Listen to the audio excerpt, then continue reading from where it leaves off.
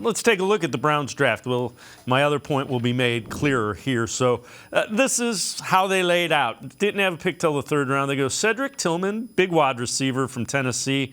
Ika, the defensive tackle. Then DeJuan Jones, a very, very large man that plays offensive tackle, but definitely a developmental kind of guy. And then McGuire, a guy that was attached to the Browns as a D-end. You heard Dorian Thompson-Robinson is a potential developmental quarterback, and you see cornerback, center, more interior offensive line. Dane Brugler tweets this out. Browns didn't pick until 74 and still landed 5 players from his top 100. Love the value of their draft haul. And Scott, I guess, we were talking a little bit before we went on the air, and it's so hard when you don't have a pick before the third round, but these were guys that, you saw attached to the Browns, and you can certainly understand some of the traits.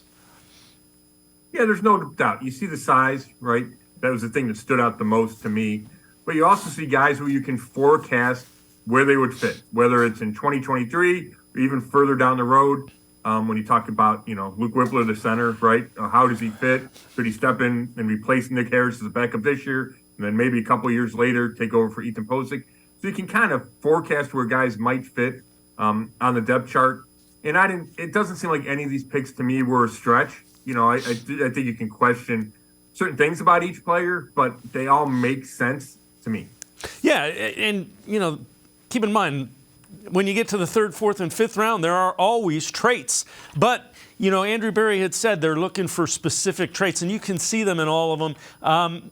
These are guys that if they develop the way the Browns hope they can, they might be able to come in and replace more expensive options, not this year, but maybe next year, the year after.